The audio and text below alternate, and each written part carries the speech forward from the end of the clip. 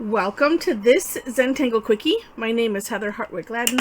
I'm a certified Zentangle teacher, and today we're going to take a look at the Tangle Posie from CZT Debra Figg. Okay, so this is it's a fragment. As if you take a look at the For More Inspiration link, which will take you to Tangle Patterns. You'll see, number one, you'll see some nice samples of work, which will give you great ideas. So this could be, besides being used in a grid or a reticula, it could be used as a border, and just some, some different options that she shares for finishing it off, for decorating, as I like to call it. All right, so again, this is a triangle fragment, so your reticula or your grid needs to have triangles in it. So the easiest way that I have to do that, and I'm just going to draw the outside box of my grid, and let me stay here so you can see. All right, the easiest way that I have to do this is, well, I just came up with another one in my head, but let me do this because it's easiest. Because well, let me share with you what I was thinking. And I'm just all of a sudden thinking, well, gosh, I could do that too. But this gets you could do a tangle, or a grid, and have it be like this, that where it's more diamonds. Any way you slice it, you want to have something that you can then make into diamonds. So this is how I find it easiest. And then the decision is, because this is a fragment, and a fragment is designed to be how did I word it? I put it on my step out, my version of the step out, in the last box. I put play with this, changing the orientation. That's the word I was looking for. So you see well, let me do this. I'm gonna do, does it matter which way I go? No. But let's do this. Okay, I'm gonna divide this first box in half, and I'm not gonna do all of it because that way it'll be less confusing. So the fragment is this.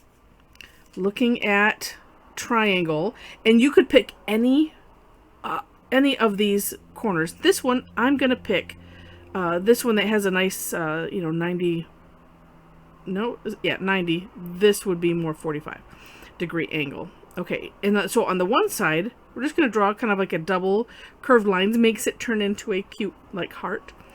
Okay, and then from each of the centers of those little curved lines, we're going to draw straight lines to what is hopefully the middle of the tangle. Now on Debra's step out, it looks like box number 4 and 6 are options for finishing.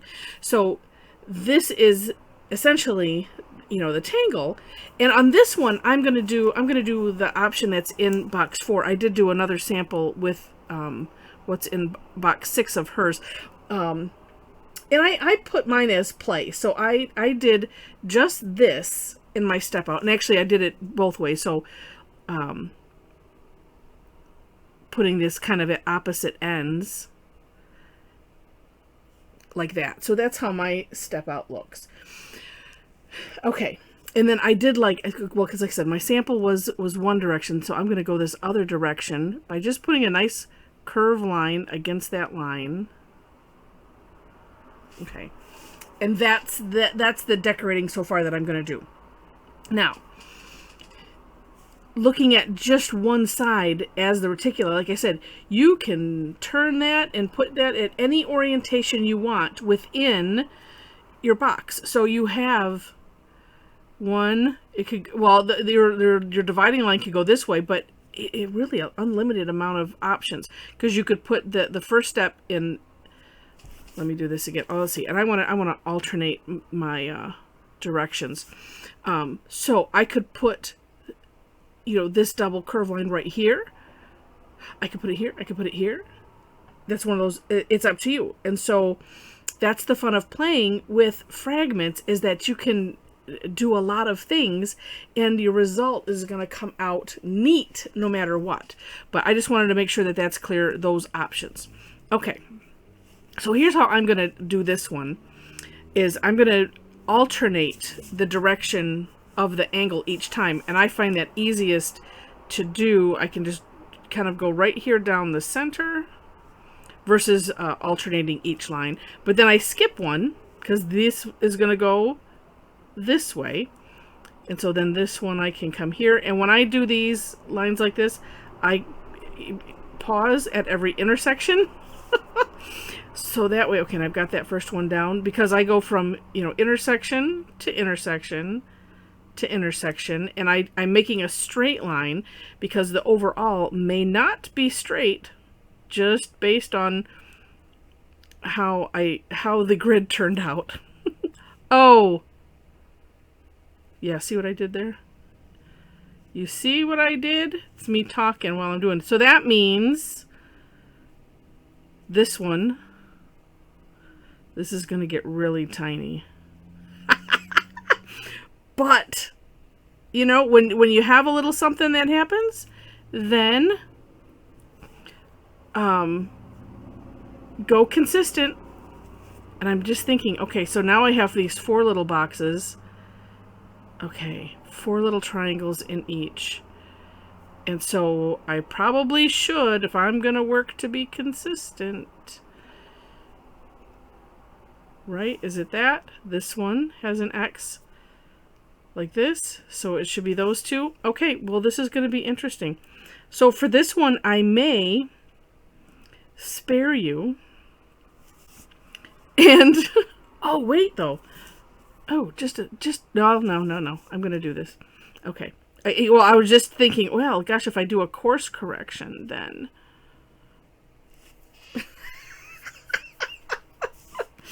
Let me share with you what my other thought was.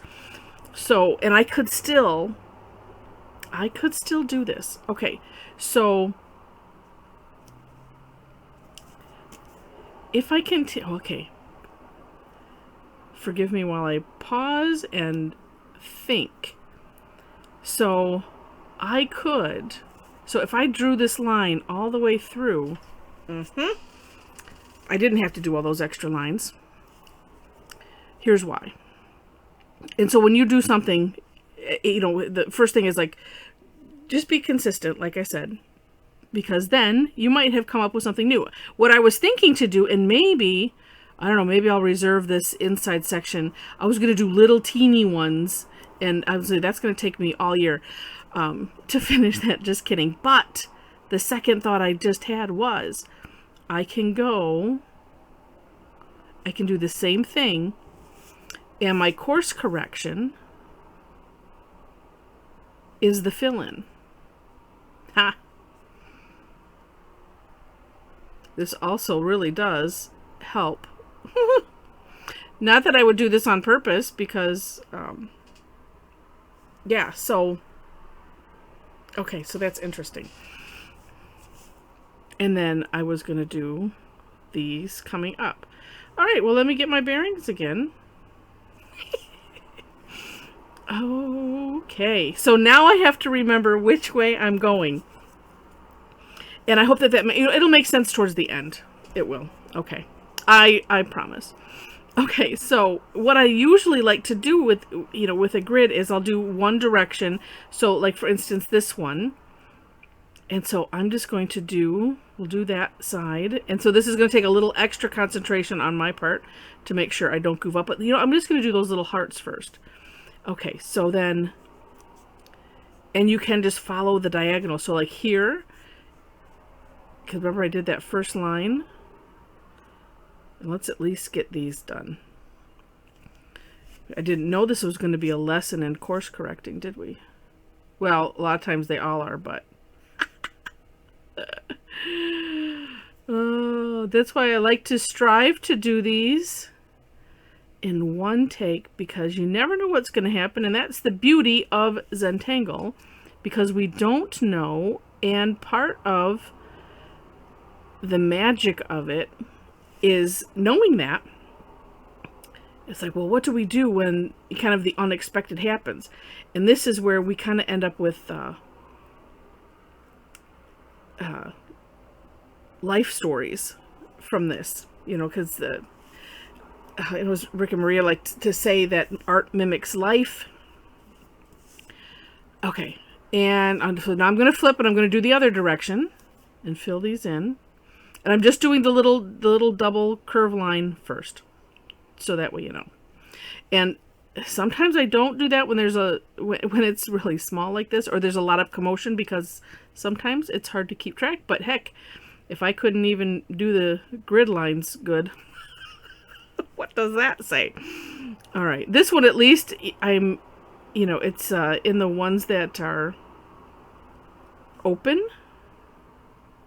That makes it a little easier, because I'm just filling in these very clear empty spots. Anyway, so as Rick and Maria say that art mimics life, that's why we don't put any erasers in the kits. It's just, you know, when things happen, it's an opportunity to explore doing something else. And so, you know, and I call it course correcting, because that's kind of what it is. All right, have I got them all? See, that creates a neat pattern too. All right, now, and I'm sure I will find, you're probably seeing in me, if I've missed one, and you're probably yelling at the screen, but I will find it as I do the next step, which is just that little V coming from the middle of those lines.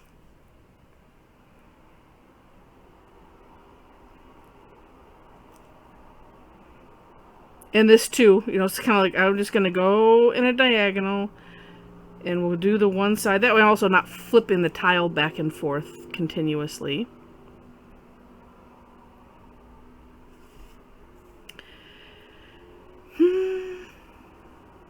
Okay.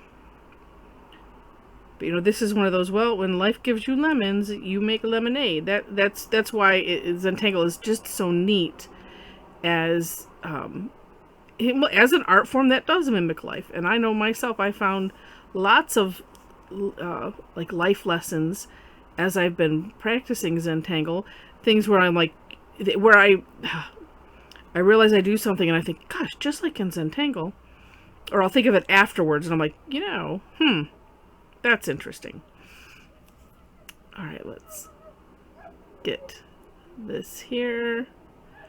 And like I said, sometimes this is one of those, I'm also demonstrating the reason why draw things bigger than you think. Unless you want to do small. I like doing things small. So it's, you know, it's one of those, it is up to you. Oh, here's one of them. I'm like, I know I'm missing something. And look at the neat pattern that is created. I mean, you know, because I have the two little seeds there where I started. But look at the neat pattern that is created by this. Now, I could just go and draw the line through those other two and be fine with that. Which, who knows? All right, but you know, let's do those seeds first, so that way we get that in. And then what I'm picturing that I will do is I will just color in one or the other, and we'll do the one direction. And I mentioned seed shapes. That's what we call this. Usually it's without the line in the middle, but it's a curved line going one way and a curved line going the other direction. And we just call that a seed shape because that's what it looks like. I personally, I guess after I've gotten used to, or you know, Zentangle has grown on me, where sometimes I find it an extra fun challenge when something goes not the way I was expecting, to just be able to think, okay, well, now let's take a look here. Let's see, how can we fix this? How can we make this more like what I was envisioning in my head, or just working to not be so committed to maybe an initial thought and be open to, well, you know what, let's just see. Because some of us are more not okay when changes happen like that. And I know other people that, definitely are, like I said, that are, okay with change. Change is good. But some of us, it's just like, no, not really. All right. So here's what I think I'm going to do. I'm going to at least color in the little, what are we going to call those? This little V shape, because I think that looks nice.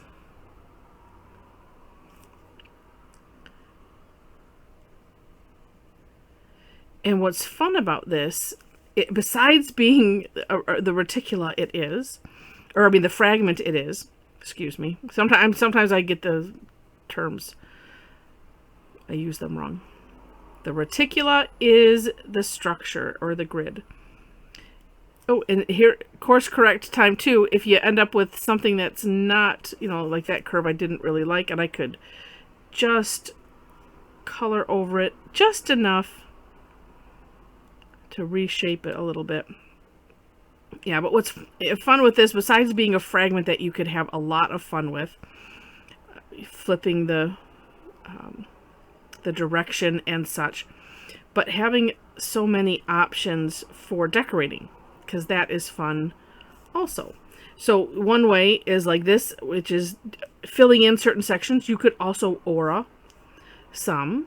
And, I didn't do that on my sample, and I don't know that I'll do that on this one, but maybe. But so like, on my step out, because I was mimicking what Debra did in hers, and she aura'd the insides of these. Oh, wait, I think I have a different idea. No, I don't know. So as I'm coloring in, this is my process as I'm filling in things, because this is probably as close to, I hate using the word doodling, but as close to it as it comes in Zentangle, because you're not, you're thinking, and it's deliberate, but at the same time, it's, you can just kind of not think at the same time. But a lot of times I will use this time. I know I'm missing some, and I'll hit them. I use this time to think about what might else I do with this. How else might I decorate? And usually as we're working, then it's like, wait, I could do this. And then I kind of picturing it in my head as I'm doing this filling in. And that is how I process things. And again, we all process, our brains work differently. We all have our different personality styles and our different learning styles on top of it. And then, our experiences on top of that. Which is why I like to be eclectic in how I explain things, or in analogies, or just the way to explain things. Oh, here's another little place here. I can just make that curve a little bit nicer. Look at that. You wouldn't even know if I hadn't pointed it out, right? All right. Oh, let's see. And by filling in these little, V shapes, look at the neat pattern that comes from there. Now, I think I will, as I mentioned, just for consistency, I'm going to continue that line on the four that I didn't, make the extra thing through. This was like totally not in the plan, but like I said, it's what can become fun with Zentangle. And it's also a life lessons, like I said, because, when, you plan a trip, right, and the weather doesn't cooperate. instead of, you know, being upset, then we can, oh, and here I'm going to fix this here too. Instead of being upset, then we kind of train our brain almost with this. This is what I have found. It's like I'm training my brain. There's one I missed. To automatically calculate other things, you know, other options. And it just becomes kind of part of you, and it's rather neat. All right. Let's see if that's the only one I missed. Yes, because that makes a neat pattern. And so here's what I'm going to do with these is I'm just going to add in some, just a little, I can only really do one in each, but just a little, I want to come up with my own name for this. I'm just like flicking the pen. It's a flick line. And I'm working, this I can do slow, but for whatever reason, because I'm flicking it, I want to go fast. But you don't have to. So I'm trying to come up right up the center. And see how it's kind of disguising those lines? It's not so apparent. There are neat ways you can disguise lines like that. In the sample that I'll show, I kind of have another way, because you could just do straight lines. And that was my first, oh my goodness, I could do this moment.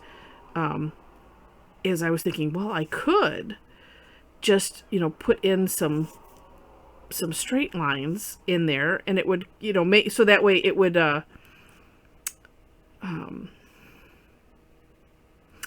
still disguise it maybe a little bit more, but I kind of like this because it makes them look flower-like. And the tangle is called Posie.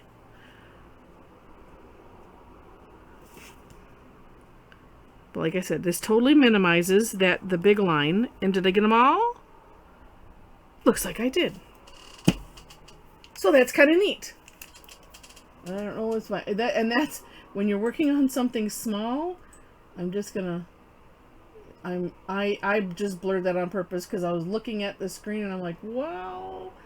Okay, I think it was still in focus. My eyes are just not. When you do something like that and you're having to focus for a long time, make sure to look somewhere else and take an eyeball break for just a minute. Okay, so this is one way to do it. One kind of unplanned way, but very cool at the same time. So here is another way. This one done, you know, with the amount of grid lines that I had intended in there. And so this one, I did the same thing where I filled in the little V's, but this one, every other, I alternated. So, and I was essentially auraing the grid line and just coming down, you know, in this way and doing, you know, all of those ones in the same direction, the same way, and then flipping it and doing the others. You know, it was the same thing, just when you flip the tile, you can just change directions. And that has a neat effect. All right, so oh, this one is a lot longer than I was intending because of that little. And you know, it's like we don't even dare call them, you know, mishaps or anything. And I'm just thinking now, gosh, how would we want to shade this? Well, here's one way, and I'm going to go easy. We're going to go easy way. Is I'm just going to put graphite around this whole center. You could just put it on the ends of the seeds and create a neat, you know, what I like to call shiny look. And you know what? And we still could, because the graphite's going to go, you know, in this part, but I could also put graphite in the center here. But as you know, if you've been following me, I like to do things one idea at a time, see how it looks, and then can always do more. But like I said, this is so teeny, I might not want to. So that is something to consider when you're doing a grid like this. Because I'm trying to think which one it was. Maybe it's Enzeppel, which is a neat pattern. Yes, I'm going to use this small one. And it's one where you do a regular square type grid, and then you put diagonals in it. And one of the things that I will do, unfortunately, more often than I wish, is that I forget. It's like, oh, I don't consider the end size, and it's like, oh, we got to make sure to do that. Just like this, it's like, well, that's going to make it really tiny. And if that's your aim, then that's good. Oh, I see, I forgot some graphite over there. Well, I think this is looking kind of neat. I'm not going to put graphite in the middle because some of these, well, or maybe it's just my eyeballs, just are looking kind of overall gray. And I wasn't wanting to have the whole thing be gray. And if I put some in the middle, because it's kind of come more towards the center than I was thinking, I'm just going to put some what's left on the tortillon over here.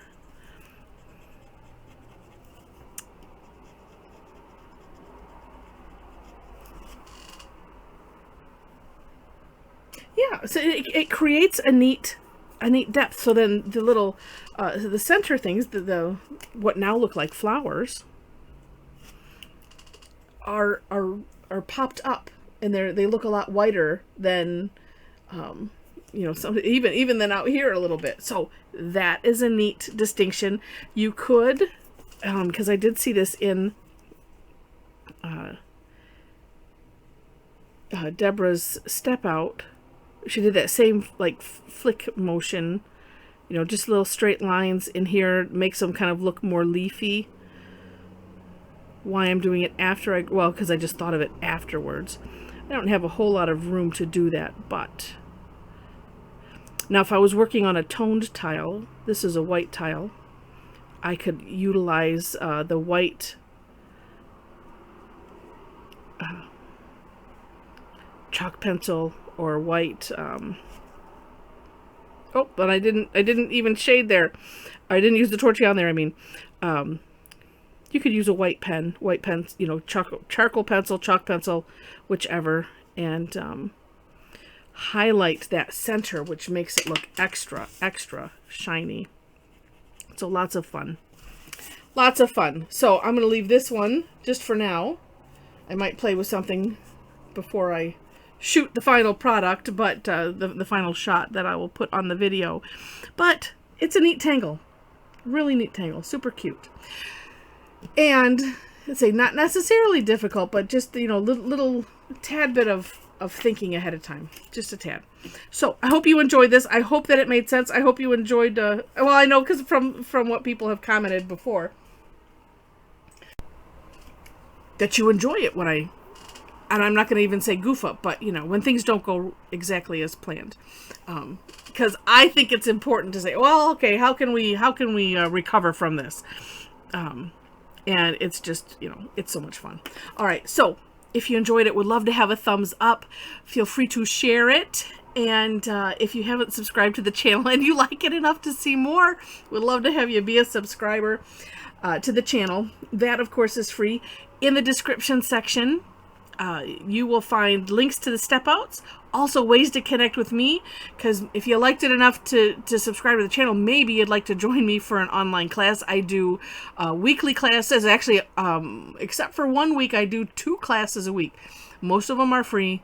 Some are paid. The paid ones and also my membership club are help me, continue to put stuff out here. So I appreciate all of you, all of my fellow Tangle addicts that are in the membership club. I appreciate you so much.